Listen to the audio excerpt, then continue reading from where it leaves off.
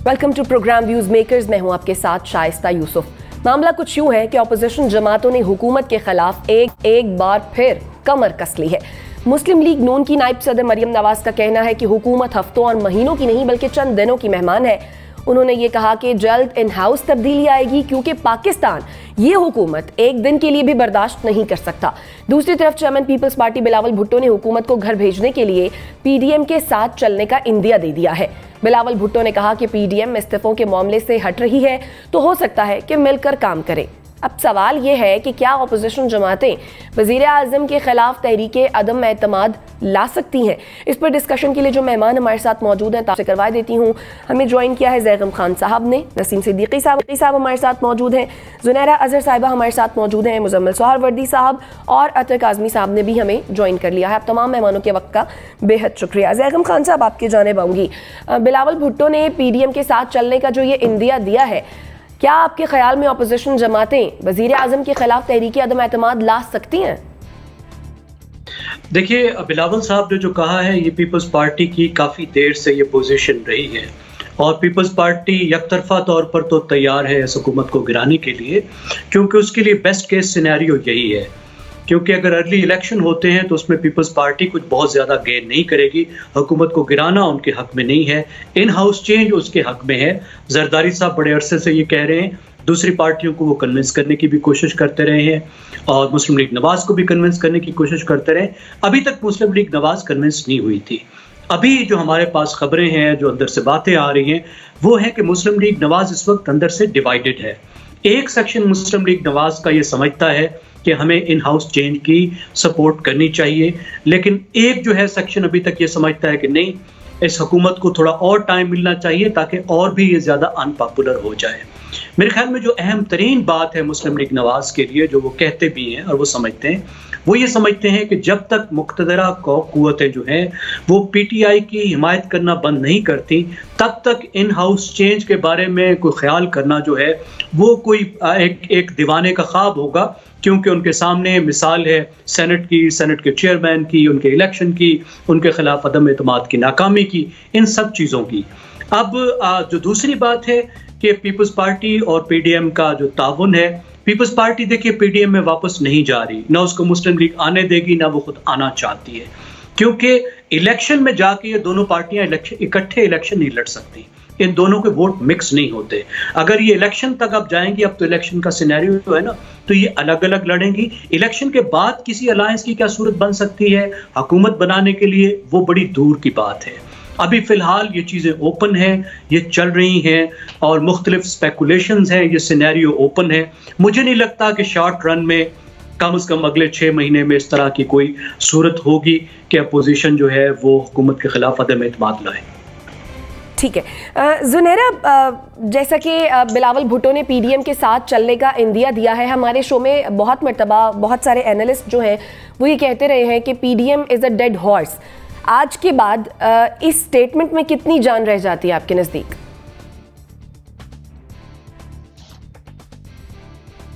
मेरे ख्याल में it's still a dead horse. ये मैंने ही कहा था and I still stick to it.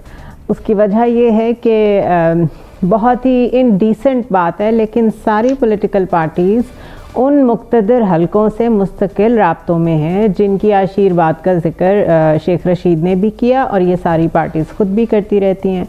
तो जब आपके कॉल और फेल में इतना तज़ाद हो, आपकी डाइकोटमी इतनी ओपन हो जाए, एक वक्त था कि ये बातें बहुत छुप के होती थी, लेकिन अब तो ये इतनी ओपन है कि इनके ऊपर किसी को शर्म भी नहीं आती। आई वुड से कभी जरदारी साहब की तरफ से हम समझते हैं कि अब उन्होंने किसी ने हमारी मदद मांग ली है, फिर हम नून लीग की तरफ से समझते हैं कि रोज़ जाके मुलाकातें हो रही हैं। ये सब वाक़यतन हो रहा है, ये स्पेकुलेशंस नहीं हैं। डील्स की बातें मुस्तकिल चल रही हैं through out the period of this government, ये सब कुछ होता रहा है।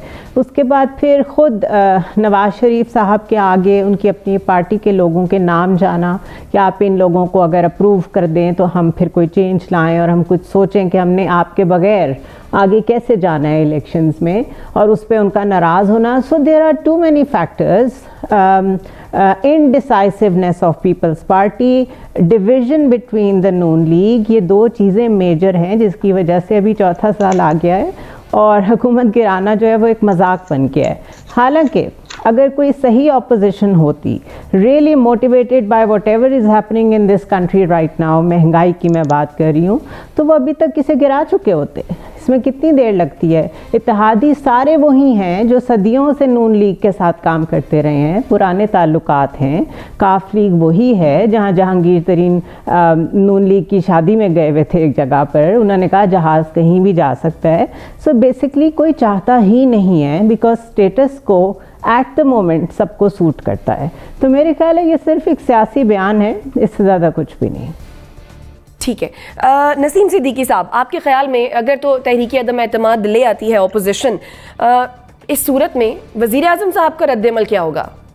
शाइस्ता, दिल्ली दूरस्त। हम शुरू से देख रहे हैं कि जब से पीडीएम बनी है ये यही बातें कर रहे हैं कि हम इस्तीफे दे देंगे, हम नो कॉन्फिडेंस का वोट ले आएंगे, लेकिन कुछ भी नहीं हो पा रहा। और बिल्कुल इस वक्त जिस तरह जुनैरा ने बहुत दफ़ा पहले भी कहा था, अब पीडीएम में रह क्या गया बाकी? इतने इख्तलाफात बढ़ चुके हैं। मौलाना फजल रहमान को खैबर पख्तूनख्वा में थोड़ा हिस्सा भी मिल चुका है। अब तो इलेक्शन की तैयारी होनी चाहिए। इनको चाहिए कि अपने कैंडिडेट्स जो है वो चूज़ करना शुरू करें, उनको टिकटें बांटना शुरू करें, अपने हल्के में जाना शुरू करें। अभी नो कॉन्फिडेंस वोट ले भी आएंगे तो उसका तो फ़ायदा पीटीआई को हो जाएगा कि अगर, जो कि नामुमकिन है कि अगर आप प्राइम मिनिस्टर को हटा देते हैं यहाँ से, तो वो तो कहेंगे मुझे वक्त से पहले हटा दिया। वो सड़कों पर आ जाएंगे, वो आपसे बेहतर क्राउड इकट्ठा कर लेंगे, आपसे बेहतर वो तकरीरें कर लेंगे। तो इस वक्त तो इनके हक में नहीं है कि ये इस किस्म की चीज़ें करें। फिर देखिए, अगर इन्होंने अगर करना होता तो ये पंजाब से शुरू करते, जहाँ पे नून लीग की पीटीआई से ज़्यादा सीटें हैं पंजाब असम्बली के अंदर। वहाँ अगर ये थोड़ी बहुत कोशिश करते, और जिस तरह बज़दार साहब की परफॉर्मेंस डिस्कस होती है, तो वहाँ पे तो आसान था कि पहले आप पंजाब गिराते, पंजाब के ऊपर अपनी हुकूमत करते, लेकिन वहाँ पे अपने इख्तलाफात, मुस्लिम लीग के अंदर के इख्तलाफात सामने आ जाते हैं। क्योंकि अगर वहाँ पे हुकूमत गिरा देते हैं तो डेफिनेटली जो leader of the opposition Hamza Shahbaz हैं वो सीएम पंजाब बन जाएंगे। वो कई मुख्तदर हल्के या बीच में मरीम नवाज़ खुद नहीं चाहती कि इस तरह का हो। ये स्टेप करते, उसके बाद ये वफाक में आते। लेकिन वफाक में आपने देख लिया कि सेनेट में एक कामयाबी इनको मिली भी थी, और वो शायद पीटीआई की जो उसमें स्ट्रेटजी थी वो शायद कमज़ोर थी, उसकी वजह से वो जीत गए। लेकिन फौरी तौर पे प्राइम मिनिस्टर इमरान खान ने कॉन्फिडेंस का वोट वहाँ से ले लिया। फिर आपने सेनेट में देखा कि सेनेट में भी हालांकि कम सीटें हैं हुकूमत की, लेकिन चेयरमैन उनका वहाँ पर मौजूद है। तो ये सिर्फ अपने आप को रीग्रुपिंग कर रहे हैं और आवाम में ज़िंदा रहने के लिए इस किस्म के बयानात आते रहते हैं कि नवाज शरीफ वापस आ रहे हैं, डील हो रही है, ये हो गया, फार्मूला मांगा गया, ताकि कारकुनों के अंदर ये उम्मीद रहे कि हमारे कायदीन जो है कल को हुकूमत में आ सकते हैं। तो ये सिर्फ आवाम को बेवकूफ़ बनाने के लिए, कारकुनान को बेवकूफ़ बनाने के लिए ये तासुर दिया जा रहा है। ना तो पीडीएम इकट्ठी होकर पहले जैसे जलसे कर सकेगी, ना ही अदम एतमाद की कोई तहरीक आएगी, ना ही इस्तीफे आएंगे। इसी तरह मामला चलते चलते ये साल ख़त्म हो जाएगा और अगले साल इलेक्शन का दौरा शुरू हो जाएगा। ठीक, मुज़म्मिल साहब और वर्दी साहब, तहरीक अदम एतमाद लाने की बातें हो रही हैं, हुकूमत बमुकाबला अपोजिशन, आपके नज़दीक सियासी अखाड़ा किसका होगा? और इस सारे सिनेरियो में मौलाना साहब की पोजीशन क्या देख रहे हैं आप? देखिए, पहली बात तो ये है कि जैगम खान साहब ने कहा कि उन्हें पहले 6 महीने में अभी अदम एतमाद नज़र नहीं आती। तो अगर ये 3 माह में ना आई तो फिर ये नहीं आएगी। इसके आने की टाइमिंग जो है वो 3 माह के अंदर अंदर ही, अप्रैल से पहले ही इसने आना है। उसकी मुहरकात और वजूहात सबको पता है। फिर यहाँ बहुत बात की गई कि PDM is a dead horse और पीडीएम, लेकिन मैं समझता हूँ कि now government is a dead horse. और अब सवाल ये है कि इस डेड हॉर्स से को और डेड करना है, कितना इस मुर्दे को कितना और मुर्दा रोलना है, और कि इस मुर्दे से अब जान छुड़ानी है। ये तो हुकूमत का दिफा करने वाले और जो पीडीएम को डेड हॉर्स कहते हैं वो खुद भी कहते हैं कि हुकूमत तो खुद मुर्दा घोड़ा हो चुकी है, लेकिन अपोजिशन की कोशिश है कि इस मुर्दा घोड़े को ज़रा और रुसवा हो लेने दिया जाए। लिहाजा मैं समझता हूँ कि इस मुल्क की अपोजिशन ने नहायत नामुनासिब हालात में 3 साढ़े 3 साल में इस मुल्क में ऐसी राय अम्मा हमवार कर दी है जिसके तहत जो है कि आज जो ये गवर्नमेंट है ये बिल्कुल अपने पाँव पे खड़ी नहीं है। अब जहाँ तक अदम एतमाद की बात है, उसके लिए हुकूमत के इत्तेहादी और हुकूमत की जमात में से ग्रुप टूटना ज़रूरी है, जिसके आसार हमें आहिस्ता आहिस्ता नज़र आना शुरू हो गए हैं। खुद जहांगीर तरीन साहब की यहाँ बात की गई, नूर आलम साहब का रवैया आपने देखा है, MQM का रवैया सबके सामने है, काफ लीग की नाराज़गियाँ सबके सामने हैं। तो इसलिए मैं समझता हूँ कि चीज़ें बहुत तेज़ी से मैच्योर हो रही हैं और ये कोई दिल्ली दूरस्थ वाली बात नहीं है, दिल्ली करीब नजर आ रही है लोगों को। हाँ, ये जरूर है कि सब ये समझते हैं कि अदम एतमाद तब तक कामयाब नहीं हो सकती जब तक अंपायर न्यूट्रल ना हो। एक फरीक जो है, जो हुकूमत है, वो अंपायर के पास जाती है और कहती है कि हमारी हुकूमत को बचाएं, हमारी हुकूमत को कायम रखें, हमें गिरने ना दें। दूसरा फरीक जाता है और वो कहता है कि आप इसमें मुदाखलत ना करें, आप न्यूट्रल हो जाएं, हमें ये काम सियासी मैदान में खुद करने दें और फ्री एंड फेयर कंपटीशन होने दें। दोनों बातों में बहुत फ़र्क है। एक को आशीर्वाद चाहिए, एक को न्यूट्रलिटी चाहिए। वो खुद ही गिरा लेंगे ऑपोजिशन इस गवर्नमेंट को अगर अंपायर न्यूट्रल हो जाए। लिहाजा दोनों बातें एक जैसी नहीं है। एक जो है वो कह रहा है कि आप न्यूट्रल हो जाएं, हमें जो है ये सियासी मैदान में मुकाबला करने दें।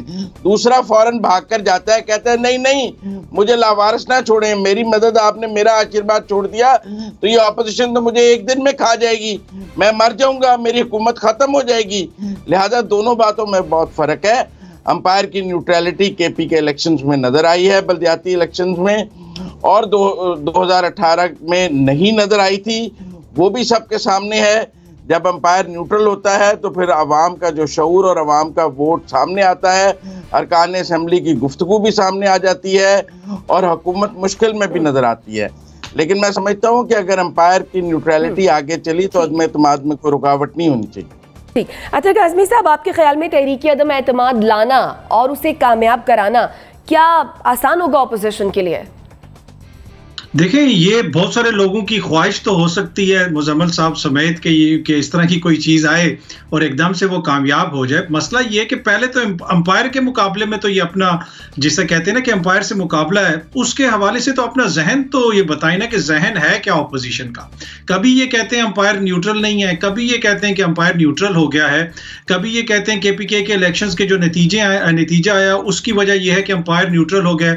अभी जब ये बिल पास हुए हैं कौमी असेंबली के अंदर, जिसे मिनी बजट भी कहा जा रहा है, फिर ये कह रहे हैं कि टेलीफोन कॉल्स आई हैं। तो इस दफा किसकी टेलीफोन कॉल्स आ गई? अब तो वो जिस के ऊपर आप इल्जाम लगाते थे वो भी वहां पे नहीं रहे। लेकिन साथ साथ ये भी कह रहे हैं कि जिस सूबे के अंदर वो शख्स जाके कोर कमांडर लग गया है, वहां पे जो है उस सूबे के अंदर जो है सब कुछ फौज न्यूट्रल हो गई है। तो ये दरअसल मसला ये है कि ये सिर्फ और सिर्फ अपनी हर शिकस्त का इल्जाम किसी ना किसी के ऊपर लगाना चाहते हैं। अब ये कह रहे हैं कि जी हम तहरीक अदम एतमाद लेके आएंगे। कोई ये आज का किस्सा नहीं है। जिस दिन ये हुकूमत आई थी, हमारे सहाफी दोस्त, हमारे बहुत सारे मेहरबान दीगर जो हमारे सियासतदान है, वो कह रहे थे कि जी बस आज गई हुकूमत, कल गई, फौज की लड़ाई हो गई है। जरदारी साहब कहते हैं कि फौज इतनी तंग है कि वो हमसे फार्मूले पूछ रही है, लेकिन वो असेंबली में जनाब इनके खिलाफ कुछ होने नहीं देती। तो ये अकल मानती नहीं है। या तो आप एक साइड चूज कर लें, आप कह दें कि जी ये साइड पे हम हैं, फौज ये कर रही है, उसका ये कसूर है, या फिर आप कह दें कि वो दूसरी साइड के ऊपर है। प्रॉब्लम ये है कि नाअहली और जो नाकामी है वो पीडीएम की और हिज़्ब इख्तिलाफ की है। अब अपनी नाकामियों का कभी वो डालते हैं जिम्मा इलेक्शन कमीशन के ऊपर। इलेक्शन कमीशन के बाहर आपने देखा कि मरियम बीबी ने और मौलाना साहब ने किस किस्म की तकारीर की, किस किस्म के इल्जामात लगाए। मौलाना साहब कहते थे कि मैं तो 14 अगस्त भी नहीं मनाऊंगा। फिर जब डस्का आता है तो ये इलेक्शन कमीशन को एकदम से जनाब बना देते हैं कि जैसे कोई वो अमेरिका का इलेक्शन कमीशन है। तो बात यह है कि ये अपनी ख्वाहिशात के मुताबिक सिस्टम चलाना चाहते हैं। इसकी वजह क्या है? इसकी वजह यह है कि सारा सिस्टम हमेशा इनकी ख्वाहिशात के मुताबिक चला है। जनरल जिलानी से लेके सुप्रीम कोर्ट में इफ्तिखार चौधरी तक जिस तरह इनको रिलीफ दिया गया त्यारा साजिश केस में, हर जगह पे इनको रिलीफ मिली है। जिस तरीके से इनको जेल से निकाल के बाहर भेजा गया, तो ये सिस्टम के लाडले हैं। अब अगर सिस्टम न्यूट्रल हुआ है तो इनके जिस्म में, जिसे आप कहते हैं ना, इनका नशा टूट रहा है, तो ये वो दर्दें आपको नजर आ रही हैं इस वक्त जो सामने आके ये बोलते हैं और सिस्टम के ऊपर इल्जामात लगाते हैं। तो असल में तो सिस्टम न्यूट्रल ही अभी हुआ है और उसकी इनको तकलीफ है, इसलिए ये भाग के बार बार जाते हैं कि भाई आप अपनी न्यूट्रलिटी खत्म करें और हमारे सर के ऊपर हाथ रखें, पर इतनी जल्दी मुझे होता हुआ नजर नहीं आ रहा। ठीक, जुनैरा आप कुछ कहना चाह रही हैं? मैं ये कहना चाह रही थी कि पता नहीं बौखलाहट है या मासूमियत है या ओवर एम्बिशियस होना कहना चाहिए इसे। मैंने आज तक ये लॉजिक कहीं नहीं सुनी कि 3 साल 4 साल में एक हुकूमत जो कि ख़ुद कुछ डिलीवर नहीं कर सक रही, महंगाई है और भी बहुत सारी नाअहली है, तो उसके ऑपोजिट जो लोग बैठे हुए हैं वो कह रहे हैं कि हमने चुप करके बैठ के भी 4 साल में उनके लिए राय आमा हमवार कर दी है कि ये एक नाअहल हुकूमत है, यानी उन्होंने खुद ही कुछ नहीं किया। तो अपोजिशन उसका भी क्रेडिट ले रही है कि इनका कुछ ना करना जो है वो भी हमने नोटिस कराया है। अवाम इतनी स्टूपिड है या वो इतनी नाइव है कि उसको तो कुछ समझ नहीं आता था, हमने ही समझाया उनको। उसके बाद किसी जगह पर जीत जाएं तो वहाँ पे एम्पायर न्यूट्रल होता है, कहीं पे हार जाएं तो वहाँ बदतरीन धांधली हो जाती है। मुझे आर्काइव में से निकाल के आप दिखा दें कि ये अपोजिशन किसी एक स्टांस पे 2 हफ्ते से ज़्यादा कायम रही हो। तो जितनी नाअहल हमें हुकूमत मिली है उससे ज़्यादा नाअहल और करप्ट हमें अपोजिशन मिली है। This is the dilemma basically. ठीक, नसीम सिद्दीकी साहब आप क्या कहेंगे? मुजम्मिल साहब जैसा कि कह रहे हैं कि पीडीएम डेड हॉर्स नहीं है बल्कि गवर्नमेंट जो है वो डेड हॉर्स है। देखिए, गवर्नमेंट तो चल रही है, गवर्नमेंट के तो काम सारे चल रहे हैं। गवर्नमेंट ने तो बेशुमार मुकामात के ऊपर अपोजिशन को शिकस्त दी है, वो अपना मालियाती बिल हो या दूसरी चीज़ें हों। पीडीएम के साथ हमें कोई इख्तलाफात नहीं है। जब पीडीएम अच्छे जलसे कर रही थी तो उस वक्त हमने उनकी तारीफ भी की है। गुजरावाला से उन्होंने स्टार्ट जब लिया था बहुत बड़े जलसे किए थे, लेकिन लाहौर में आके आपने देखा कि पीडीएम ठुस होना शुरू हो गई थी और उसके बाद इख्तलाफात शुरू हो गए थे, और जिसका निशानदेही हम लोग करते रहे। हमने तो नहीं कहा था कि पीपल्स पार्टी को निकालें, पीडीएम ने निकाला, वहाँ से नून लीग के साथ उनके इख्तलाफात शुरू हुए। तो बात यह कि जब एक चीज़ परफॉर्म, एक घोड़ा परफॉर्म ही नहीं कर रहा, कहाँ तो वो रेस का घोड़ा था कि वो नंबर 1, 2, 3 पे आने की पेशन गोइयाँ हो रही थी, कहाँ से वो बिल्कुल पीछे की तरफ चला गया। तो एक टर्मिनोलॉजी यूज़ करते हुए उसको डेड हॉर्स ही बोला जाएगा, क्योंकि वो रोज़ रेस से बिल्कुल बाहर हो गया है और बिल्कुल इस वक्त परफॉर्म नहीं कर पा रहा, जबकि हुकूमत अपनी जगह पे मौजूद है और वो अपने तमाम जो काम है वो कर रही है इस वक्त। ठीक, मुजम्मिल साहब आप कुछ कहना चाह रहे हैं? अच्छा, मुजम्मिल साहब को कमेंट ले लूं फिर आपकी जानिब आती हूं। ठीक, जी जरूर। देखें, एक बात तो ये है कि पीडीएम की कामयाबी और नाकामी की सबसे बड़ी मिसाल तो ज़िमनी इंतखाबात के नताइज हैं। कितने ज़िमनी इंतखाबात पीडीएम ने जीते हैं और कितने ज़िमनी इंतखाबात हुकूमत ने जीते हैं। पीडीएम एक साथ खड़ी हुई है बहुत से इंतखाबात में, डस्का से लेकर 70% इंतखाबात में इकट्ठे खड़े होकर उन्होंने इलेक्शन लड़ा है। आप रिकॉर्ड दुरुस्त कर लें, फिर उसके बाद बात कर लेते हैं। दूसरी बात यहाँ ये कही गई कि जब जीत जाएं तो अंपायर न्यूट्रल है और जब हार जाएं तो अंपायर न्यूट्रल नहीं है। नहीं, जब अकलियत को अक्सरियत में बदला जाए तो अंपायर न्यूट्रल नहीं है। जब अक्सरियत अपनी अक्सरियत साबित कर ले, आवाज़ खल्क नजर आने लग जाए तो अंपायर न्यूट्रल है। हमने देखा है अकलियत को अक्सरियत में बदलते, और जब भी अकलियत को अक्सरियत में बदला गया है तब अंपायर न्यूट्रल नहीं है। चलें, आपका पॉइंट आ गया। अत्तर काज़मी साहब आप कुछ कहना चाह रहे थे? जी, एक तो ये है ना कि जो अपोजिशन के ऊपर इतराज हुआ कि उनका बयानिया जो है वो कंसिस्टेंट नहीं है, तो उसमें तो कम से कम मुजम्मिल साहब का बयानिया कंसिस्टेंट है कि उन्होंने उनका एक ही बयानिया। दूसरी बात ये है, जो डेड हॉर्स की बात हुई, ये डेड हॉर्स है या ढीठ हॉर्स है, अब ये भी फैसला करना पड़ेगा। क्या ये घोड़ा है भी है कि जो इस मैदान के अंदर चल सके? इसलिए कि जो 4 सालों में 3 सालों में इन्होंने कुछ परफॉर्म नहीं किया इतने बड़े इत्तेहाद ने, तो वो आगे जाके क्या परफॉर्म करेंगे? ठीक है, ज़ैगम खान साहब आप के ख्याल में क्या हुकूमत तहरीक अदम एतमाद अगर तो आ जाती है तो उसको नाकाम बना पाएगी? देखिए, एक मुझे थोड़ा सा ऐड करने दीजिए। एक बात तो ये, सबसे पहले मैं भी अपोजिशन के साथ जो है थोड़ी सी अपनी मायूसी शेयर कर लूँ। मेरी मायूसी ये है कि अपोजिशन ने जो पॉलिसी बेस्ड अपोजिशन करनी थी, जो रिसर्च करनी थी, जो एक उन्होंने एक अल्टरनेटिव गवर्नमेंट बना के दिखानी थी, वो चीज़ें तो नहीं की। लेकिन अगर हम ये कहें कि अपोजिशन नाकाम है और उसने जनाब जो करना चाहिए था नहीं किया, ये टोटली अनफेयर है। इसका मतलब है हम अपोजिशन से ये तवक्को कर रहे थे कि वो मुल्क में हंगामा बर्पा करके और सड़कों पर लोगों को ला के और अनारकी फैला के हुकूमत को अगर गिरा देती तो वो कामयाब करार पाती। अगर उसने ये काम नहीं किया तो इसका मतलब नाकाम है। This is totally unfair. जो चीज फेयर है कि उन्होंने अच्छा नहीं किया, आप कुछ कहना चाह रही हैं, क्विकली कमेंट कीजिएगा, उसके बाद मुझे ब्रेक की जाने बढ़ना है। नहीं, I just wanted to correct the record कि ऐसा कोई नहीं कह रहा यहाँ पे कि अगर वो हंगामे करते तो वो ठीक थे। जो कि उन्होंने करने की बहुत कोशिश की है, वो कर नहीं सके, वो इकट्ठे नहीं हो सके वो करने के लिए। उनको as a government in waiting जो अपना रोल प्ले करना चाहिए था, उन्होंने वो नहीं किया। ठीक है नाज़रीन, ये तो थी हमारे एनालिस्ट की। जब यही सवाल हमने सोशल मीडिया पर सार्फिन के सामने रखा कि क्या अपोजिशन जमातें वज़ीर आज़म के ख़िलाफ़ तहरीक अदम एतमाद ला सकती हैं, तो 45% लोगों का ख्याल था कि जी हाँ, अपोजिशन जमातें वज़ीर आज़म के ख़िलाफ़ तहरीक अदम एतमाद ला सकती हैं, जबकि 55% लोगों का ख्याल है कि जी नहीं, अपोजिशन वज़ीर आज़म के ख़िलाफ़ तहरीक अदम एतमाद नहीं ला सकती है। ब्रेक लेते हैं, वापस आते हैं। Stay with us.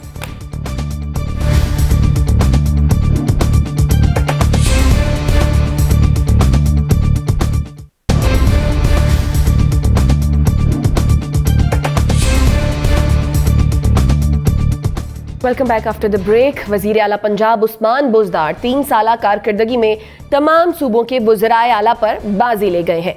Institute for public opinion research की नई सर्वे रिपोर्ट के मुताबिक अक्सरियत ने उस्मान बुज़दार को सबसे बेहतर वज़ीर आला करार दिया है। पंजाब के 45% राय दहिंदगान ने उस्मान बुज़दार को बेहतरीन वज़ीर आला करार दिया है। इस फहरिस्त में वज़ीर आला खैबर पख्तूनख्वा महमूद खान दूसरे, वज़ीर आला सिंध मुराद अली शाह तीसरे और वज़ीर आला बलोचिस्तान कुद्दूस बज़ंजो चौथे नंबर पर है। सवाल यह है कि क्या वाकई उस्मान बुज़दार की कारकर्दगी तमाम वज़राए आला के मुकाबले में सबसे आला है? ज़ैगम खान साहब, क्या कहेंगे, उस्मान बुज़दार सबसे बेहतर वज़ीर आला है? देखिए, जो आईपोल है ये पाकिस्तान की एक अच्छी साख रखने वाली, जो हमारी 3-4 बेहतरीन साइंटिफिक पोल्स करने वाली ऑर्गेनाइजेशन है उनमें से एक है। लेकिन मेरा ख्याल ये है कि इस सर्वे को ठीक तरीके से एनालाइज नहीं किया जा रहा। अब मिसाल के तौर पर मुझे मालूम नहीं है कि ये जो जिस सवाल के जवाब की हम बात कर रहे हैं, ये सवाल किस तरह से फ्रेम किया गया था। पहले हम सर्वे के जो मेन बड़े रिजल्ट्स हैं उसको देख लेते हैं, तो फिर मेरा ख्याल है ये सवाल भी शायद हमें समझ में आ जाए। देखिए, इस पोल में उन्होंने एक बात ये पूछी लोगों से कि क्या आपने 2018 के इलेक्शन में पीटीआई को वोट दिया था। 54% लोगों ने कहा कि हमने वोट नहीं दिया था। 44% ने कहा कि हमने दिया था, जो फेयर लगता है। 44% जो है first past the poll system में बहुत अच्छी सीटों में कन्वर्ट होता है। जिन लोगों ने पीटीआई को वोट दिया था, यानी वो 44% जो पीटीआई के वोटर से, उनसे पूछा कि क्या आप अगले इलेक्शन में पीटीआई को वोट देंगे। उनमें से 52% ने, आधे से ज्यादा ने, 52% ने कहा कि हम अगले इलेक्शन में पीटीआई को वोट नहीं देंगे। पीटीआई के वोटर में इस सर्वे के मुताबिक 50% ड्रॉप है। यानी अगर इस तरीके से ये वोट्स में कन्वर्ट होता है जो ये इस वक्त सर्वे दिखा रहा है, तो पीटीआई 2013 की पोजीशन में जा सकती है। ये एक बात। अब देखिए, अगर सूबाई सिचुएशन को हम देखें तो वो भी बड़ी दिलचस्प है। पंजाब पे जो मुस्लिम लीग की पॉपुलैरिटी है सर्वे के मुताबिक वो 46% है, और उसके मुकाबले में जो पीटीआई की पॉपुलैरिटी है वो 31% है, 31%। यानी 50% जो है मुस्लिम लीग नवाज इस वक्त ज्यादा पॉपुलर है पीटीआई की निस्बत पंजाब में। हमारे अगर वोट सिस्टम में अगर आप इसको कन्वर्ट करें तो 50% वोट का फर्क जो है वो एक स्वीप दे सकता है मुस्लिम लीग नवाज को। लेकिन उसके साथ ही अगर हम देखें केपी को, तो ऐसी सिचुएशन हमें नजर आती है कि केपी में अभी तक जो पीटीआई का वोटर है, पीटीआई के पास 44% लोगों की सपोर्ट है, जबकि उसके बाद जो दूसरी पार्टी है उसके पास सिर्फ 17% है, और वो पार्टी जेयूआई है, जिसके बाद एएनपी के पास 11% और मुस्लिम लीग नवाज के पास 7%।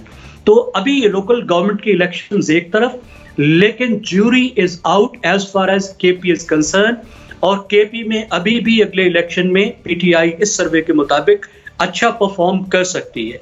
इसी तरह अगर सिंध के हम जो उनका पोल देखें, तो सिंध में जो पीपल्स पार्टी है उन्होंने उनकी जो पॉपुलैरिटी है अगेन 44%, और दूसरे नंबर पे पीटीआई 13%। तो सिंध में भी अगले इलेक्शन में कोई सरप्राइज नहीं मिलने वाला। इस पोल के मुताबिक हो सकता है उनकी परफॉर्मेंस जो है थोड़ी सी मजीद बेहतर हो जाए। अब एक चीज जो और नजर आ रही है कि ओवरऑल जो पॉपुलैरिटी है कि पिछले इलेक्शन में पीटीआई ने 33% वोट लिए थे, लेकिन उसमें 4% का ड्रॉप आ चुका है। अब वो वोटों की तवक्को उनकी बनती है, वोट फेयर शो 28%, और मुस्लिम लीग नवाज 1% से आगे जा चुकी है। तो सर्वे तो ओवरऑल ये दिखा रहा है। अब जो सवाल बुज़दार साहब वाला है ये दिलचस्प है, जिसमें 45% लोग कहते हैं पंजाब में कि बुज़दार साहब ठीक है। मुझे मालूम नहीं वो सवाल क्या है, ये कहीं पे मैंने ये सवाल रिपोर्ट होता हुआ नहीं देखा, क्योंकि जो पूरी इनकी सर्वे रिपोर्ट है वो तो मुझे कहीं मिली नहीं। जो न्यूज़ रिपोर्ट्स है उसमें ही मैंने देखा है, कुछ जो न्यूज़ इंस्टीट्यूशंस हैं, कुछ जो पेपर्स हैं इसको रिपोर्ट कर रहे हैं, कुछ मीडिया पे ये रिपोर्ट हो रहा है। लेकिन ये सवाल क्या है जो ये कह रहा है कि पंजाब में 45% बुज़दार पॉपुलर हैं, केपी में 41% महमूद खान पॉपुलर हैं, सिंध में 38% जो है वो मुराद क्या कहते हैं शाह साहब जो हैं वो पॉपुलर है। ठीक हो गया। अतर, आपके ख्याल में उस्मान बुज़दार साहब की कारकर्दगी कैसी है, अच्छी या फिर बुरी? देखिए, उस्मान बुज़दार साहब की अब कारकर्दगी जो भी ग्राउंड के ऊपर है, अगर आप उनकी मीडिया की कारकर्दगी देखें तो मीडिया की कारकर्दगी तो उनकी बिल्कुल तकरीबन सिफर है। जब भी उनकी कोई इंटरेक्शन होती है, कोई वो चीज़ समझाने की कोशिश कर रहे थे, कहीं पे बात कर रहे होते हैं, तो बिल्कुल वो अपने आप को असर्ट नहीं कर सके, बिल्कुल वो लोगों को कन्विंस नहीं कर सके कि वो कुछ कर रहे हैं। ऑल्दो जिस तरह खान साहब क्लेम करते हैं कि उस्मान बुज़दार साहब बहुत वहां पे काम कर रहे हैं, और अब ये जो सर्वे आया है उससे भी बज़ाहिर यही लगता है कि अवाम ये समझती है कि उस्मान बुज़दार की कारकर्दगी दूसरे वज़राए आला से बेहतर है। अब इसकी एक वजह यह हो सकती है कि दूसरे जो वज़राए आला हैं उनकी कारकर्दगी इंतहाई बुरी है और इसी वजह से उस्मान बुज़दार की उनसे बेहतर है। लेकिन एक और चीज भी ये है कि आप देख लें कि सेहत कार्ड के हवाले से आपने हालिया अरसे में देखा पंजाब के अंदर अब हर शहरी को सेहत कार्ड मिलेगा, कब्जा की जमीनें छुड़वाई उस्मान बुज़दार ने, बहुत सारे ऐसे काम किए जो माजी में नहीं होते थे। लेकिन जो मैं आपको कह रहा हूं ना कि मीडिया की कारकर्दगी वो बड़ी इंपॉर्टेंट है। शहबाज शरीफ साहब के किसी मुखालिफ से भी आप पूछ लें तो वो कहते होते थे कि शहबाज शरीफ बेहतरीन एडमिनिस्ट्रेटर हैं, लेकिन शहबाज शरीफ साहब एक भी ऐसा महकमा पंजाब के अंदर नहीं छोड़ के गए जिसके हवाले से कोई शख्स यहां पे आके दावा कर सके कि ये महकमा बेहतर था और उस्मान बुज़दार ने आके उसको खराब कर दिया, चाहे वो पुलिस का हो, चाहे वो सेहत का हो, चाहे वो तालीम का हो। लेकिन एक परसेप्शन क्रिएट हुई थी कि शहबाज शरीफ साहब बेहतरीन एडमिनिस्ट्रेटर हैं, तो उस्मान बुज़दार वो परसेप्शन क्रिएट करने में नाकाम रहे हैं। ऑल्दो क्या पता उन्होंने ग्राउंड पे इतना कोई अच्छा काम किया होगा जिसकी वजह से इस सर्वे में वो सबसे ऊपर आए, लेकिन वो जो परसेप्शन होती है वो सियासत में बहुत ज्यादा अहम होती है, जिसकी जानिब ज़ैगम साहब ने भी जिक्र किया कि अगले जो इंतखाबात होंगे उनके अंदर बहुत सारी चीजें जो है वो सियासी बुनियादों के ऊपर आएंगी सामने, सियासी बुनियादों के ऊपर लोग जो है वोट डालते हैं, तो वो उसमें मुझे उस्मान बुज़दार की कोई कारकर्दगी इतनी अच्छी नहीं लगती। ऑल्दो हो सकता है कि उन्होंने कुछ डिलीवर किया हो, लेकिन मुझे लगता है कि सियासी तौर पे पीटीआई को थोड़ा बहुत नुकसान पहुंचेगा पंजाब में। ठीक, जुनैरा क्या कहेंगी इस सर्वे के हवाले से? देखिए, हमने कल भी मेरे ख्याल है इसी ऑर्गेनाइजेशन के सर्वे की बात की थी। द थिंग इज़ कि जब एक रिसर्च आ जाती है तो जब उसको रिपोर्ट किया जाता है तो ये बिल्कुल उसी तरह है कि उस रिसर्च को मैं किसी और तरह इंटरप्रेट करूँगी और पढ़ूँगी और रिपोर्ट करूँगी और आप किसी और तरह लेंगी और हर कोई अपने तौर पे उसमें से चीज़ें निकालेगा। अब ये क्योंकि मैंने ख़ुद पढ़ी नहीं है, ये रिपोर्ट हुई है और जितने रिपोर्ट करने वाले पेडिस्टल्स हैं वो अपनी अपनी तरह रिपोर्ट कर रही हैं, तो मुझे कई चीज़ों का मालूम नहीं है। फॉर एग्ज़ाम्पल रिस्पोंडेंट्स कौन है, क्या वो सिर्फ अर्बन एरियाज़ के लोग थे या फिर एक उन्होंने कोई बड़ा ऐसा सैंपल क्रिएट किया है जिसमें इवनली अर्बन और विलेज हर एरिया में जाके उन्होंने लोगों से बात की है। इसी तरह क्या सिर्फ लाहौर, पेशावर, सिर्फ मेन सिटीज़ को बेस बना के उन्होंने चीफ मिनिस्टर्स की परफॉर्मेंस इंडिकेटर्स को देखने की कोशिश की है। So it is very difficult for me to understand कि ये रिसर्च असल में है क्या जब तक मैं इसे पढ़ नहीं लेती। लेकिन अगर रिसर्च को देख लें और उसमें ये समझ लें कि शायद जो रिसर्चर्स हैं, जो ग्रुप है या एक सिंगल रिसर्चर है, उसने बहुत क्लोजली मॉनिटर किया है उस्मान बुज़दार की परफॉर्मेंस को, काम को, और फिर उस काम को रिलेट करते हुए लोगों से क्वेश्चंस पुट किए हैं तो कुछ बात समझ में आ सकती है। सो इट्स मेरे लिए बहुत मुश्किल है इसके ऊपर कमेंट करना। हाँ, अगर वैसे मैं एक पॉलिटिकल एनालिसिस दूं तो अगर उस्मान बुज़दार इस रिसर्च के मुताबिक सबसे अच्छे चीफ मिनिस्टर साबित हुए तो हमें ज़रूर इस रिस्पोंडेंट से या इन लोगों से मिलना चाहिए जिन्होंने उन्हें इतना क्लोजली मॉनिटर किया है कि उन्होंने इतना अच्छा काम किया जो मीडिया में बैठे हुए काफ़ी लोगों को नहीं पता, और हम यही समझते रहे हैं और अभी भी मैं तो यही समझती हूँ कि उन्होंने कोई काम नहीं किया। दूसरा, ये पॉसिबिलिटी है कि जो परसेप्शन जिसकी अथर भी बात कर रहे हैं, क्योंकि 10-15 साल, कई सालों तक पंजाब के ऊपर हुक्मरानी करना शहबाज शरीफ का एक असर तो छोड़ जाता है ना, एक परसेप्शन तो बिल्ट हो जाता है। तो हमने ऑल्टरनेट सिर्फ एक जो परवेज साहब हैं क्यू लीग के, या उनको देखा है या अब बुज़दार को देखा है, तो क्या इनमें कंपैरिजन ड्रॉ किया गया है? तो ये बहरहाल एक बात मेरे माइंड में बैठ गई है कि जिसने भी फ्रेम किया है क्वेश्चन और जिसने भी रिसर्च की है उसके ख्याल में बुज़दार साहब बाकी सारे चीफ मिनिस्टर्स से बेहतर हैं। तो ये बड़ी शॉकिंग बात है और बड़ी अलार्मिंग बात है। इसका मतलब है कि परफॉर्मेंस सबकी ही बहुत बुरी रही है और तरक्की की तरफ या किसी खुशहाली की तरफ कोई भी सूबा हमारा नहीं गया। नसीम सिद्दीकी साहब क्या कहेंगे, क्या वाकई उस्मान बुज़दार की कारकर्दगी तमाम वज़राए आला के मुकाबले में सबसे आला है?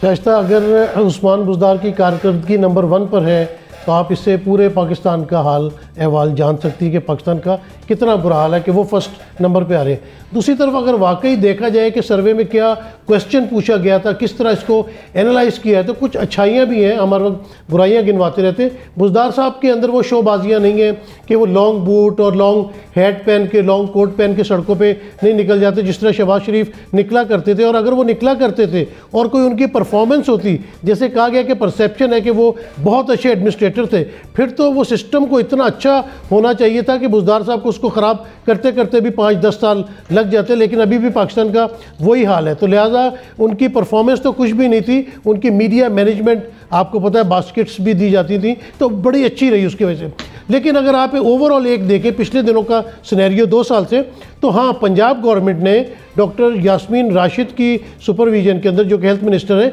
कोरोना को बहुत अच्छा मैनेज किया है। अगर आप बुज़दार साहब को मैं अगर नंबर दूँ 100 में से, तो मैं उनको 70 मार्क्स दूंगा। जिस तरह वहाँ पे कोरोना को डील किया गया, स्मार्ट लॉकडाउन लगाया गया, क्योंकि हुकूमत सिंध तो वफाक के साथ जंग में ही लगी रही, वो तो ना लॉकडाउन पे जा रहे थे ना वैक्सीनेशन पे। आप देख लें कि बुरा हाल है इस वक्त कराची में, सिंध में वैक्सीनेशन उतनी नहीं लग सकी, लेकिन जितनी पंजाब में वैक्सीनेशन लगी, जितनी उसकी ईजी तरीका उन्होंने किया हुआ था लोगों को लगाने का, जो लोग नहीं आ सकते थे बुज़ुर्गों के घर में जो है वो वहाँ पे आपने मोबाइल वैन्स भी भेजी। तो मेरे ख्याल से अगर कोरोना को ही क्राइटेरिया बना लिया जाए, और यही बहुत बड़ी वबा और यही बहुत बड़ा इशू रहा है लोगों का, तो हो सकता है कि उन्होंने बुज़दार को इस वजह से नंबर 1 दिया हो कि उन्होंने कोरोना की जो मैनेजमेंट है वो बहुत अच्छे तरीके से की है। ठीक है, मुजम्मिल सोहरावर्दी साहब, क्या कहेंगे इस सर्वे रिपोर्ट के बारे में? क्या वाकई बुज़दार साहब जो हैं उनकी कारकर्दगी, उनकी एफिशिएंसी जो है वो तमाम वज़रा आला के मुकाबले में सबसे बेहतरीन है? देखिए, मैंने ये सर्वे देखा है। इस सर्वे के 3 की इंडिकेटर्स हैं। पहला इंडिकेटर है हेल्थ, और उसमें उनकी रेटिंग 72% है। अब मैंने इसको फर्दर आगे जाके देखा कि इसकी वजह क्या है। इसकी वजह यह है कि पंजाब में बहुत ज़्यादा तादाद में नए अस्पताल बन रहे हैं।